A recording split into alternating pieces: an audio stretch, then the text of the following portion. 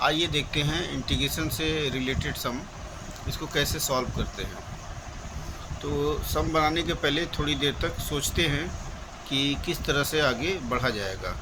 तो यहाँ पे हम देख रहे हैं कि 1 + x है, यहाँ भी देख रहे हैं 1 + x है। अगर हम इसमें से x कॉमन लेते हैं तब भी 1 + x आ जाएगा। तो ये काम करते हैं, फिर आगे देखते हैं कि क्या होगा। और यहाँ पे रूट ओवर है तो इसको भी रूट ओवर ऐसे करके लिख सकते हैं, रूट ओवर 1 + x और root over 1 + x। Root root में अगर इंटू होगा तो रूट हट जाएगा। अब यहाँ से हम क्या करेंगे, कॉमन ले लेंगे x, तो ये हो जाएगा 1 + x और ये नीचे का ऐसे रहने देंगे। यही चीज़ न्यूमरेटर में लाने का कोशिश करेंगे ताकि कैंसिल हो जाए। तो ये रहा root over 1 + x multiply root over 1 + x।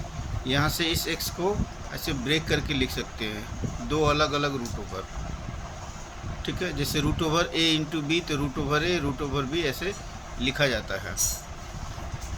इसको ऐसे ब्रैकेट में दे दिए। यहाँ पे हो गया रूट x, फिर रूट ओवर 1 + x और ये dx। अब ऊपर में देखेंगे क्या कॉमन है, तो रूट ओवर 1 + x कॉमन है, तो यहाँ पे बचेगा रूट ओवर 1 + x और इसमें रूट x। यहाँ dx लिख दिए और यहाँ पे हो गया रूट x और ये हो गया रूट ओवर 1 + x। तो ये दोनों सेम है इसलिए कैंसिल हो गया। और रूट का मतलब होता है 1/2, तो इस पूरे का पावर 1/2 है, तो इसको ऐसे लिख सकते हैं दूसरे स्टाइल में 1/2 पावर के फॉर्मेट में। अब ये पावर के फॉर्मेट में लिख दिए और इसको एक सिंगल वैल्यू एज्यूम कर लेंगे। तो ये पावर है तो x का पावर n इंटीग्रेशन, यहाँ पे x पावर के फॉर्मेट में अगर कोई एक्सप्रेशन रहता है तो इसको n+1/n+1 लिखते हैं। तो यहाँ पे इसको हम ऐसे लिख सकते हैं 1 + x का power ½ + 1 divided by ½ + 1 plus c। तो इसको ऐड करेंगे तो 3/2 आएगा। तो ये हो गया 1 + x का पावर 3/2 और ये भी होगा 3/2 प्लस c।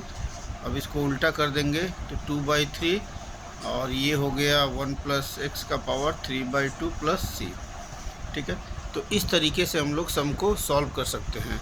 तो अगर स्टार्टिंग समझ में आ जाए कि कैसे करना है तो सम इजीली बन सकता है। Thank you for watching my video. फिर मिलते हैं कल एक नए टॉपिक के साथ। Keep watching.